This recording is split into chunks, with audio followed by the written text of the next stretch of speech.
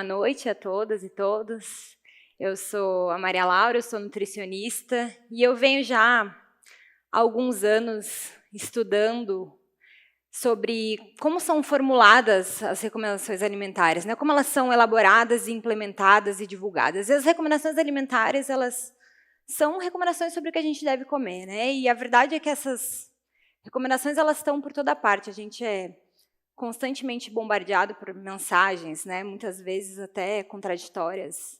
Reduz o consumo de gordura, reduz o consumo de carboidrato, reduz o consumo de carne, né? O fake burger. Será que isso é a solução, né? O que de todas essas mensagens a gente pode tirar, né? Como de fato mensagens que são efetivas, fazem algum sentido e são baseadas em evidências.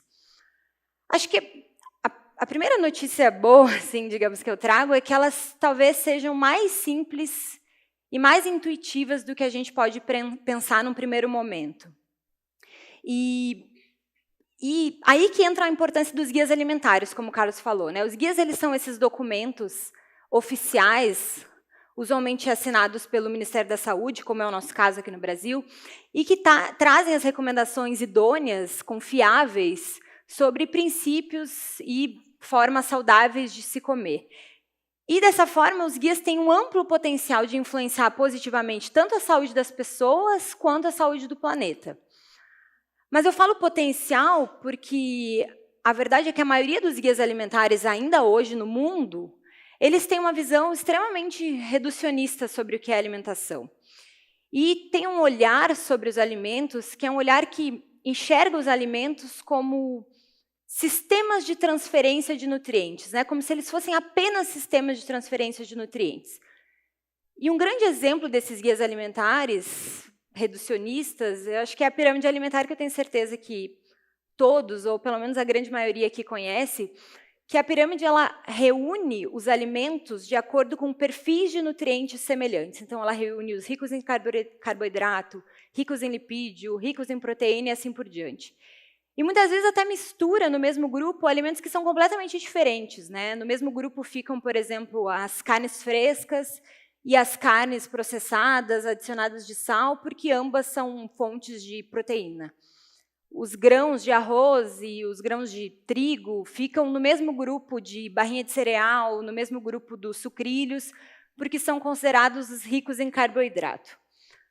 Mas qual é o problema dessa abordagem? Acho que o primeiro problema é que a gente teve um avanço na ciência da nutrição. E os estudos começaram a nos mostrar cada vez mais, né, junto com essa transição do nosso sistema alimentar, que o Carlos falou, que o perfil de nutrientes sozinho ele não seria mais suficiente para explicar toda a relação que existe entre o que a gente come e a nossa saúde. E, em segundo lugar, quando a gente olha o alimento como se ele fosse simplesmente, né, um transferidor de nutriente, a gente ignora outras características do alimento e do ato de comer que também determinam a nossa saúde. E, dessa forma, né, quando um guia alimentar ele se propõe a ser um guia para a saúde planetária, ele não pode mais ter esse olhar de falar simplesmente de recomendações nutricionais, né, de valores de nutrientes a serem alcançados. Obviamente, eles devem considerar a importância dos nutrientes, ninguém está negando que os nutrientes são importantíssimos, mas eles devem falar de alimentos saudáveis, de refeições saborosas, culturalmente apropriadas, de modos de comer adequados e também de sistemas alimentares saudáveis e sustentáveis, tanto do ponto de vista social quanto ambiental. E a segunda boa notícia, eu acho, é que esses elementos eles não se contradizem, né? A gente não precisa, talvez, escolher uma alimentação que seja boa para a minha saúde, mas ela não vai ser tão boa assim para o ambiente, né? Ou ao contrário, né? Os padrões alimentares saudáveis e sustentáveis, eles geralmente são os mesmos, né? Os alimentos que são bons do ponto de vista nutricional, que têm um equilíbrio na oferta de nutrientes, são os mesmos padrões que promovem modos de comer prazerosos e são os mesmos padrões que promovem um ambiente mais saudável, né? Promovem uma sustentabilidade ambiental.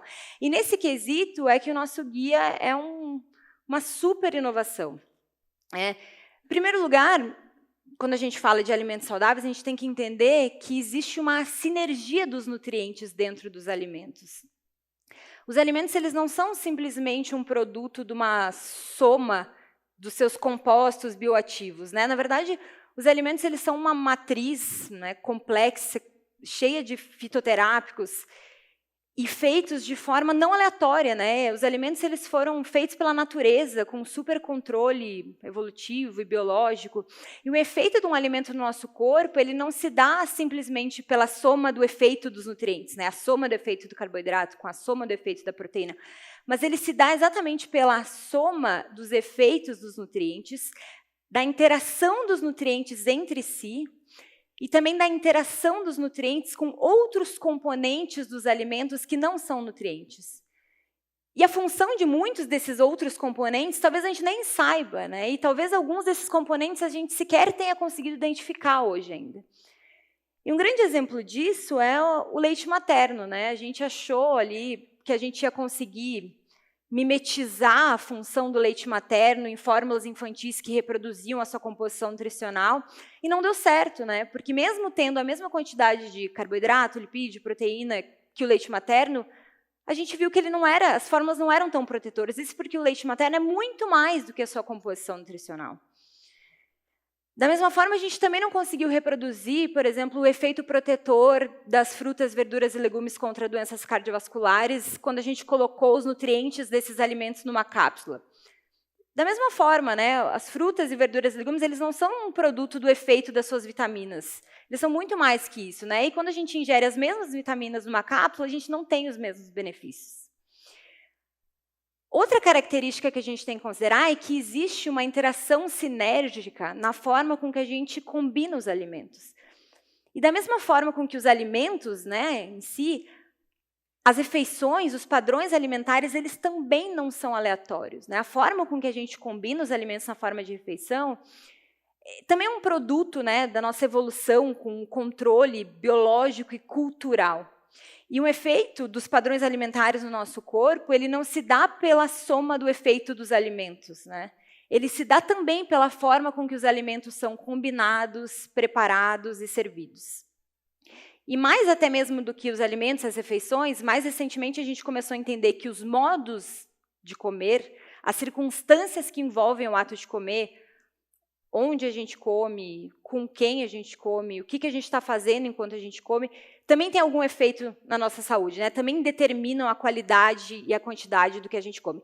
E o valor simbólico, histórico e o prazer proporcionado pelos alimentos e pelas preparações culinárias feitas por esses alimentos também determinam as condições de saúde, que era algo quase que impensável, né, quando a gente olhava os alimentos via nutrientes.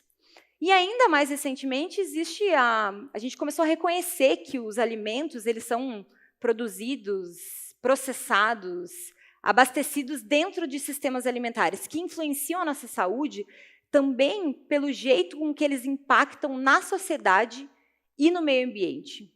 E existem sistemas alimentares, né, que promovem justiça social, boas condições para o trabalhador do campo, biodiversidade, uso racional dos recursos naturais, enquanto que existem sistemas alimentares que promovem a desigualdade social, o monopólio, a exploração no campo, o uso excessivo dos recursos naturais, o impacto ambiental.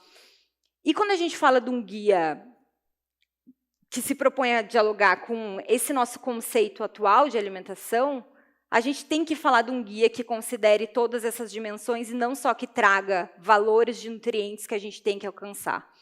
Então, como o Carlos falou, o Guia Brasileiro atual ele foi publicado em 2014 pelo nosso Ministério da Saúde e ele traz uma super mudança conceitual em relação ao nosso guia anterior, que tinha sido publicado em 2006 e que vinha com essa mesma lógica da pirâmide alimentar, né, no agrupamento dos alimentos de acordo com os perfis nutricionais. E esse guia ele acompanhou, né, essas mudanças no sistema alimentar, acompanhou as mudanças nas condições de saúde das pessoas e trouxe esse olhar com um novo paradigma da ciência da nutrição.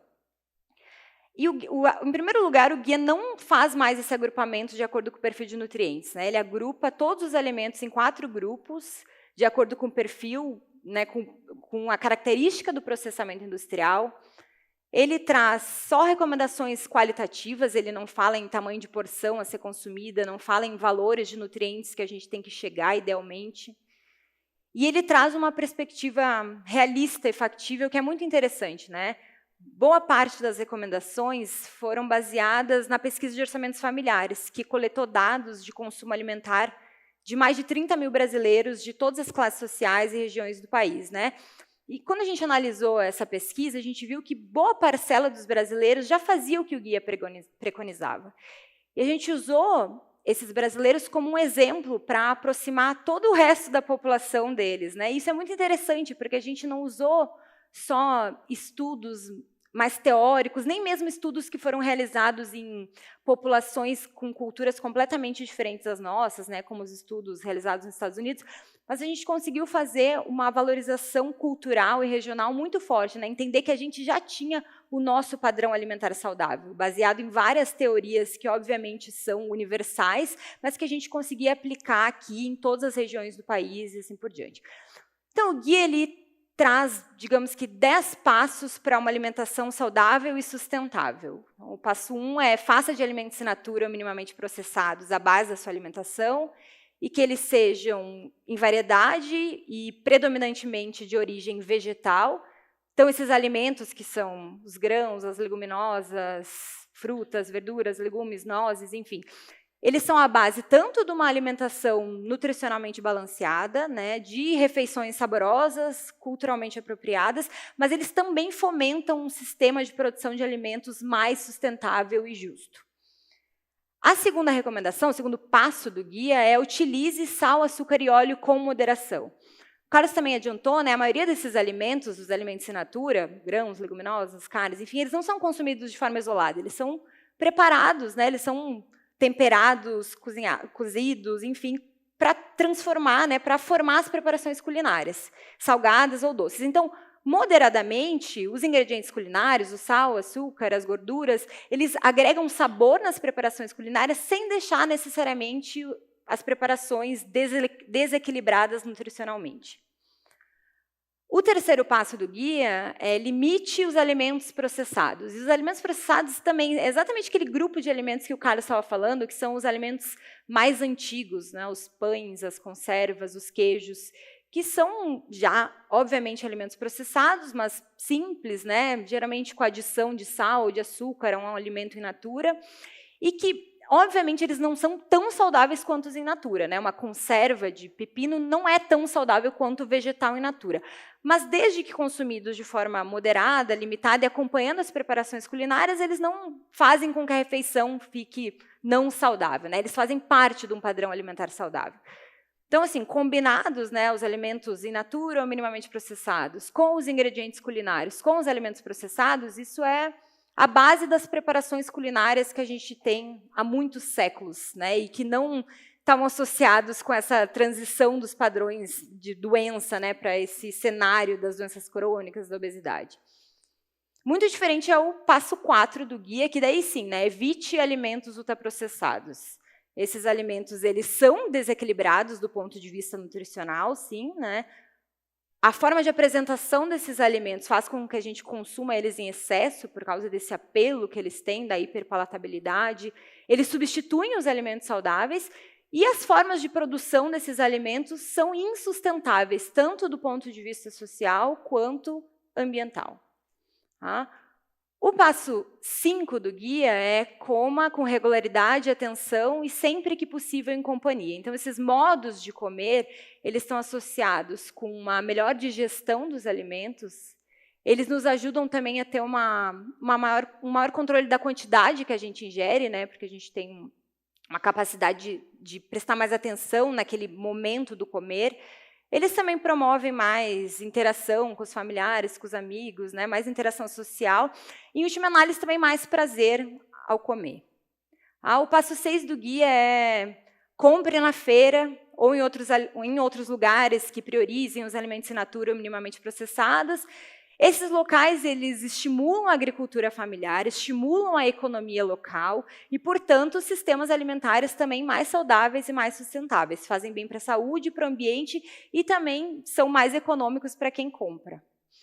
O próximo passo, o passo 7, é cozinhe. Né? Por mais que a gente consiga comer alimentos in natura minimamente processados fora de casa, É quase impossível que a gente pense numa alimentação saudável a longo prazo sem que a gente não tenha nenhum envolvimento com a cozinha, né? Pelo menos em alguns momentos da nossa vida. Então, estimular que as pessoas, né, exercitem, aprendam, compartilhem as suas habilidades culinárias faz bem para a saúde. Isso, obviamente, para todas as idades e para todos os gêneros. O passo 8 do guia é planeje suas compras e suas refeições. Então, pense, né, faça um planejamento do cardápio, veja a despensa, pense no que precisa ser comprado, analise a sua rotina e veja se existe alguma atividade que pode dar espaço para a alimentação, né? Isso é um investimento na saúde. O passo 9 do guia é evite o fast food, né? Fora de casa, dê prioridade aos locais que ainda fazem a comida feita na hora, restaurante universitário, PF, quilo. Então, a gente ainda tem muita opção fora de casa que valoriza a culinária local, a economia local e que é saudável. E, por fim, o passo 10 do guia é seja crítico em relação à publicidade de alimentos. E certamente é o passo mais difícil, né? Porque a gente é bombardeado por essas mensagens contraditórias que não querem informar e sim vender. Então, a gente precisa sempre desconfiar dessas mensagens milagrosas, né? Será que é realmente o fake burger que vai resolver? Será que é diminuir isso, aquilo, outro, um elemento da alimentação? Mas mais importante do que isso é a gente, como cidadão, apoiar as medidas regulatórias que visem diminuir esse assédio da publicidade para as nossas escolhas. Então, apoiar a legislação de proibição da publicidade para criança, apoiar a legislação que agora está em discussão sobre a mudança da rotulagem dos ultraprocessados. Então, é isso. O guia, ele obviamente foi ultra atacado pela indústria de ultraprocessados, que tentou fazer confusões sobre as mensagens, né, deslegitimar as evidências, que agora acho que não tem mais volta, as evidências estão super consistentes, mas, por outro lado, foi super apoiado por entidades nacionais, internacionais. O Michael Pollan, que o Carlos começou falando, tweetou, chamando o guia de revolucionário, né? O guia, agora, ele estimulou, né, ele embasou a publicação do Guia Alimentar para Menores de 2 anos, que saiu do forno agora semana passada, e que traz essa abordagem também do processamento de alimentos. Então, é isso, né? Ele é um instrumento pedagógico que dá informações tanto para nós quanto para o planeta, né? E traz recomendações em relação à sustentabilidade, tanto pessoal quanto domiciliar, local, global, até mesmo filosófico. O guia acabou de fazer aniversário de 5 anos e eu acho que ele está mais atualizado do que nunca, né? Então, é isso. Obrigada.